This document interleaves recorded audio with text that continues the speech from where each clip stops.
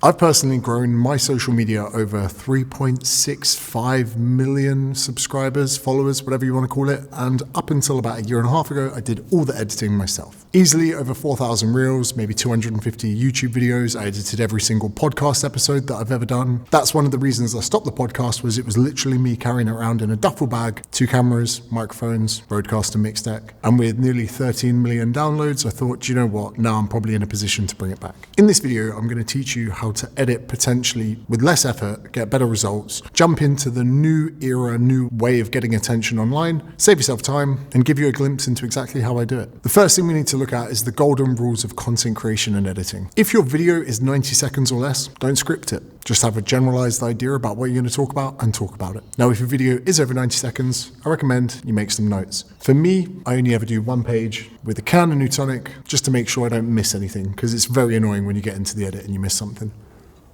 Now, these 9 rules we're about to go into, I had to instill into young Declan. Declan, as you're editing this, why not show the world yourself with a thumbs up at your desk? The first 30 seconds, if you're going to use B-roll or overlay, do it early. And to show you why, let's head over to my big YouTube for a second. One of the most popular videos I've ever done, let's look into this one, The Downfall of Modern Podcasts. You'll notice that straight away, because this was talking about podcasts, I thought I'd establish 1 scene, 2 scenes, 3 scenes, 4 scenes, 5 scenes, 6 scenes. So in the first 6 seconds, including myself, we've now had 8 scenes. Me, scene 1, 2, 3, 4, 5, 6, and then back to me. Then in the introduction, you realize the headphones aren't even connected, and then better yet, neither is the microphone, and we start getting into the video. Now, this is quite literally point and shoot. Here, I was telling off Etienne because he still had the camera pointed at me at the desk. I was like, come on, bro. That was genuinely a moan. Now, this got over 1 million views, 3,200 comments, and I just got Etienne to come follow me around. There was no planning, there was no strategizing, a little bit of B-roll, went down to the whiteboard, and honestly, I made all of this up. It was actually a conversation that I'd had earlier that day, which is going to be rule number 1, section B. Content ideation should be conversations that you're having with people. So if you're a physio, one of your clients might say, why is it that this tendonitis aches so much? And you might say, oh, it's because it's inflamed. And your client goes, what's inflammation? You should go,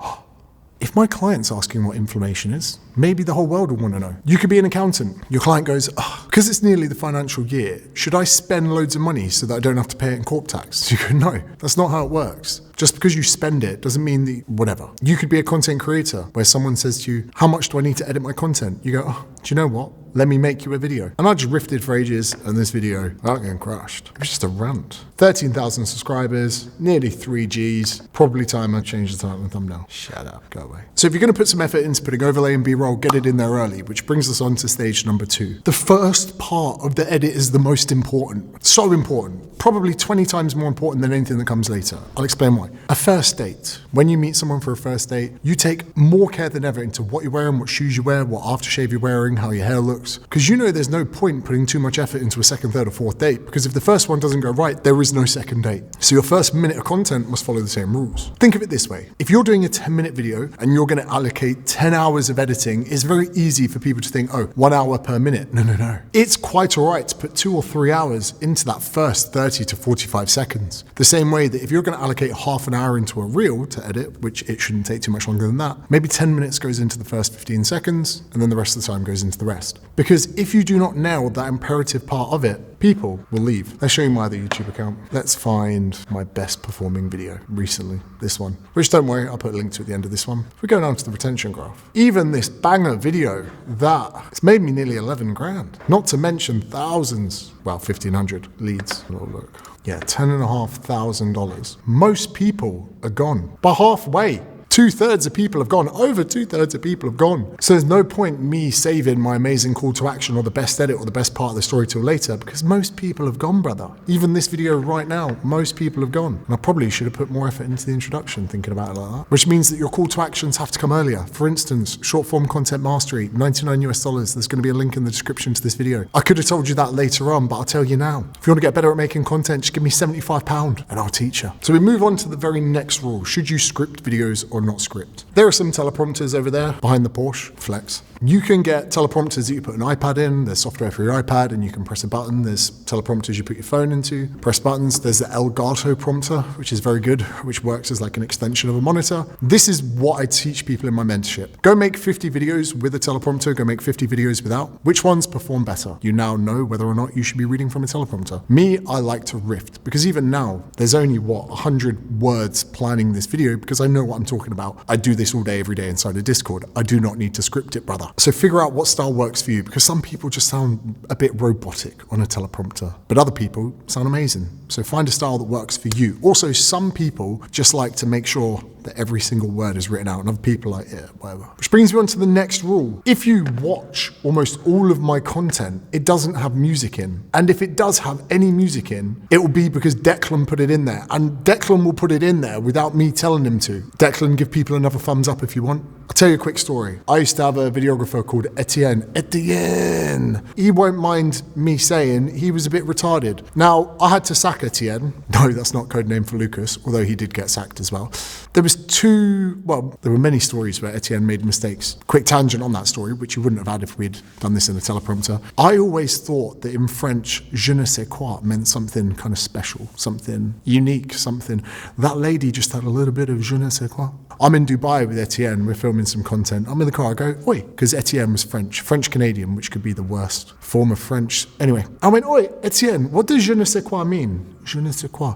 He goes, I do not know. I went, bruv, you're French Canadian. Je ne sais quoi. What does it mean? He goes, I don't know. I went, this guy's a fucking retard. Etienne, how do you not understand what je ne sais quoi means? He goes, bro, it means I do not know. So it turns out for years, maybe I'm the retard. I've been saying to people, oh yeah, that girl you went on a date with sounds like she had a bit of je ne sais quoi. Anyway, back to the story as to why Etienne got fired. There were many reasons, but one of which, imagine I said to him, hey bro, could we get the edit back by like 5 p.m. tonight? I'm going out for dinner with my friends. He goes, sure, no problem. Anyway, he goes, bro, it's uploading. I'm sweet. I'm sat by my desk. I'm thinking I'm going to watch the video, sign it off, post it. Amazing. Go for dinner. Great. Hey, mate, how's the video? Yeah, just uploading. I'm like, mate, what are you uploading on? A 3G SIM card? Anyway, so he's uploading it. Finally, it comes through. I go to proof it, spacebar, 3 seconds in, hate the music. Hate it. I went, brother, this music is the worst music, the backing music ever that I've heard. I didn't tell you to put this in. Why'd you put it in? He goes, I thought it gives them effect. I went, no, bro, I hate it. I said, bro, send me a version without the music in. He goes, okay, it's going to take 37 minutes to upload. I went, Etienne, brother, 37 minutes. I've just been sat here for 37 minutes waiting for this 10.4 gigabyte file to upload. Now I've got to wait another 37 minutes. I've got to leave for dinner in 10. So because of that, I couldn't proof the video before I went for dinner. I go for dinner, I come home, I'm with my missus. I'm just not going to sit at my desk and proof a video at 11, 12 p.m. So I've lost 24 hours. That video could have been up, could have been generating leads, getting interest, blah, blah, blah. We might as well have filmed and done it all a day later. I might as well have said, hey, bro, have the afternoon off, because I don't know, je ne sais quoi, you're a retard. So little things like that. Music, more all too often, can ruin a video than it can benefit it. Now, sure, for dramatic scene, pretty much those of you that use music in videos and you know how to do it because you like learn professionally, you can use it. But everyone else that kind of thinks it's cool, stop doing it, because every time I put these on and I critique your reels, your music's too loud. And if your music's too loud and I can't hear what you're saying, I'm gone, brother. Everyone is looking for a reason to leave. People do not like you when they do not know you. And you choosing shitty music or bad music or music that doesn't go with the video,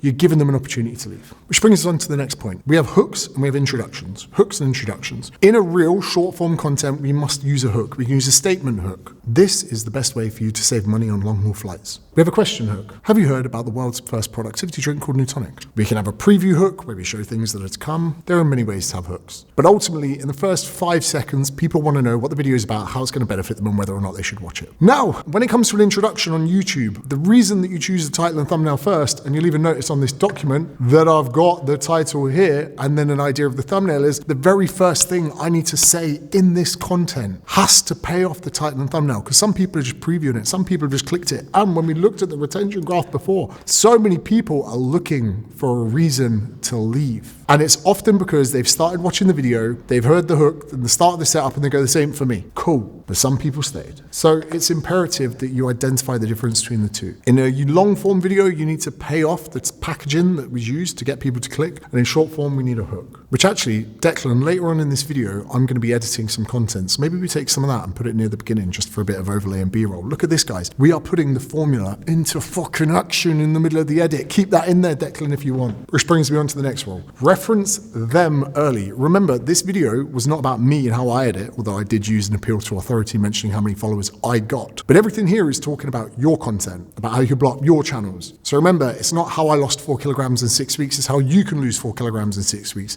It's not how I managed to recover from ACL surgery, it's how you can recover from ACL surgery. Everything is about them. Humans only care about themselves. But James, what about philanthropists? Yeah? Give money to charity. Why? Because of the starving kids in Africa? No, to make themselves feel better. My mind will not be changed on that. Fuck, how good is some caffeine and nootropics to get? All right, cut anything that's not needed. When you go through your video, in your edit, which we're about to get into, you need to chop fucking everything that doesn't need to be in there. Chop it up, get it out. And again, in the beginning of your video, if you can chop the first 5 seconds of your video and it still makes sense, get rid of it, brother. Sometimes you get a nice steak, but you still got to trim the fat. Sometimes when I'm editing people's content, their setup is better than the hook. They're like, imagine if there was a way to lose weight that didn't mean you had to be in a calorie deficit. And they go, this is 4 bananas and this is 3 croissants. And I'm like, whoa, whoa, whoa, whoa. That second thing you said, bro, start with that because it sounds better. Delete the first fucking ramble garbage you said. This is 4 bananas and this is 3 croissants. That's a setup, but I think it makes a better hook than your hook did. So again, another golden rule, you're always going to make better edits on fucking desktop. None of you are going to be getting that many millions of views doing an edit on a fucking phone. Some of you do. Sam Cornforth might, but you're not fucking Sam Cornforth, right? Get it on desktop, have some fun with it. And the last point, really the main point in this entire video, is not to over fucking edit. So let's get into it, brother. Let's get into it. I don't really edit much these days. It's more of a Declan job. You know, it's not even to do with time. I'm important. That's a joke. Relax. It's a joke. Calm down, brother.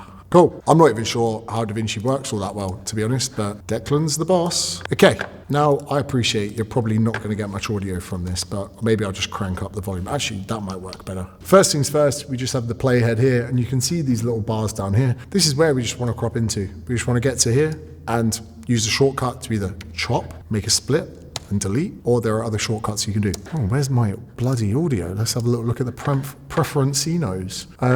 Output device. Let's go studio display speakers, just to give a bit of feedback to everyone. Lovely. So the first things I need to do, make sure there's some audio attached to this. Very good point. Make sure you've got audio. Every time you start recording, test that. Make sure your mic is plugged in. I often talk a little bit at the beginning of an edit, just so I can see the audio bars moving. Second thing is to make sure that I'm in frame. Make sure you're in frame. Make sure you got a preview. That's why I like Sony FX3, got that little pop out. GH52, Panasonic, got the little pop out. And if you haven't got one of them, you can get a little monitor that goes to the side, just to make sure that you're in frame. If not, you can always get QuickTime up on your computer and have a little look. And you can even use that for your phone. So those of you, if you're recording on that camera, stop. Use that one, you can plug it in with a USB-C and you can go to QuickTime and see yourself in it. Now, it becomes a bit of a skill, but you get your trackhead to this point and then boop. Then I will often look away from the camera, think about one. Yeah, I'm having a little think about what I'm going to talk about. Here, boom. If you want to get more from... Now, one thing I could spot here, actually, is you see my eye line's a little bit low, brother. It's a little bit low. Let's bring that inspector out. So I'm going to take the whole clip. I'm going to zoom in just a tiny bit. What is going on here, brother? I'm just going to zoom in a bit, and I'm just going to change the position. Just bring that eye line up a tad. Now, cropping in, that's not going to ruin anyone's day. It's not. But my days, that already looks better. And these are the mistakes that happen in content. I went to say something and then just gave up. And then we get to this bit, boom, start. And that's typically what editing's like. You just don't see the mistakes. Boom, and we're in. If you want to get more views from editing less and putting less effort into things, then it's imperative you do this. Boom, we want to cut straight away. Let myself breathe. Let myself get my breath back. Look around a little bit. Then we're going to cut again. I might even go look at my notes if I have notes and then come back.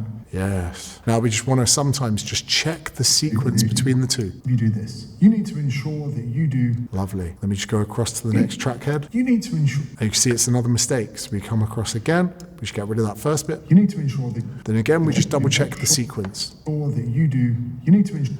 And this bit was a repetition, so we come back again. Into things, then it's imperative you do this. You need to ensure that you do this. Cool. This is obviously me chatting shit, you get that, but... Don't over-edit. Cool. Now, you see where I said don't over-edit? I'm thinking, that's quite a poignant point. Is poignant French? I don't know. Ask Etienne. That you do this. Don't over edit. So for this, we can maybe even look for a little crop to fill or whatever you want to call it. So in essence, we're just going to zoom in a little bit further, but you'll notice my eye line just drifted up a bit. So we're just going to bring that eye line back to where it was, and this will make sense in a second. Then we can cut here. Now watch this little segment. Or that you do this. Don't over edit. And then So there, already, you see that? A little jump in. Wonderful. Let's have a look as it flows now. you do this. Don't over edit. Crop in, maybe, when I say something like this. I already said crop in, you know, it's like I knew this was coming. So again, rather than setting up another camera or a B angle or overcomplicating the edit, sometimes I just feel it makes so much more sense to just crop in when you say something of importance. Now, the majority of all of my content, there's no music, there's no subtitles, fade, whoosh. I'm just talking. I'm using hand gestures and I'm just using sensible jump cuts where I can go from one thing Otherwise, your edit will fail. and just get the point across. Now again, if we go over to any of these videos that I put out, you'll notice it's just talking. Oh no, Miss Rachel, go away. You'll notice it's just talking. Sometimes I screen record at the same time like today, but it really is just screen records and straight edits. There doesn't need to be any amazing, crazy editing to any of this. Even with this video, it's a bit of point and shoot. Sometimes we just take some footage when no one's talking and overlay it when people are talking. People just like to be able to look at something while they talk. But again, point and shoot. Every single video that I shoot, I would call a same day edit. That's really the lesson I'm teaching here. If you can't put out a video the same day that you filmed it, chances are you're over editing. You watch Mr. Beast and you watch these creators that put far too much into content, but they might need to, but you just don't. Everything you should shoot should be able to be filmed, edited, chopped up in a day. And that's not just to give to your videographer. I'm talking that's for you, the majority of you doing your own stuff. Again here, in the onset, got Declan to do some fancy animations that probably took him, I don't know, like an hour. The reason I did that is because there's no other animations in the video. We did use a B camera in this one. We actually used a flipping wide lens on this. It was his idea. I don't think we're mad on it. But even look at this one, right? This video was just a live stream for an hour, answering questions, no editing. No editing at all. And if we look at the flipping analytics of that bad boy, I'm on the wrong YouTube. Bear with. Everyone out there can say you really need to edit your content and make that is a year-old live stream. It's had 48 views in the last 48 hours. That's still getting 1 view an hour, which doesn't seem significant. The average view duration is 10 minutes, 13 seconds. That's longer than a TED Talk. That was me just going live. Just going live. It's been 84 years. Let's go to the big channel for a sec. This video, still getting 2 views an hour. Again, just recorded the phone, got Etienne to pass it to me. We drove to the petrol station, absolutely zero planning, a little bit of B-roll. Got this out the same day. This is MPic video, put it out the same day. This was just me reacting to another video I'd already done, same day. Not one video here. Look at this one, the creatine gummy scandal video. I came to the gym. I think the recording and editing of that took 3 hours. Closing statement. The majority of you need speed on your side. Sure, I need effort. I'm not saying make shit videos for the sake of it, but you should be putting out a piece of content a day. And even those of you that move to YouTube should probably try to be put out same day posting content, because if you have a video that does really well, happy days. If you have a video that bombs, you're going to be a bit depressed. Now, if a video bombs and you only put 1 day into it, fine. But some of you out there are putting weeks and days and even months into videos and they're bombing, and it is ruining your relationship with content creation, which is a big fucking problem, and it needs to stop. So instead, you need to make sure you are putting out same day edits on every platform, whatever it is. A short should not take more than half an hour, 45 minutes. A long should not take more than a day. Then you can start churning out. You quite literally need to put out hundreds of videos. For any of you out there that feel brave enough, you could go to posting on YouTube every day. It sucks, but you need to get the feedback from things bombing so that you can course correct and make content properly. Because some of you don't even know who your audience is yet, and the only way you can do that is putting out loads and loads of content. Right, short form content mastery, there's a link in the description. And if you're someone who identifies as lazy, but you still want to make millions and do really well in business, well, I made this video for you. It is quite literally the easiest way and laziest way to market your business, and people are absolutely frothing it. So jump in, enjoy, bye-bye.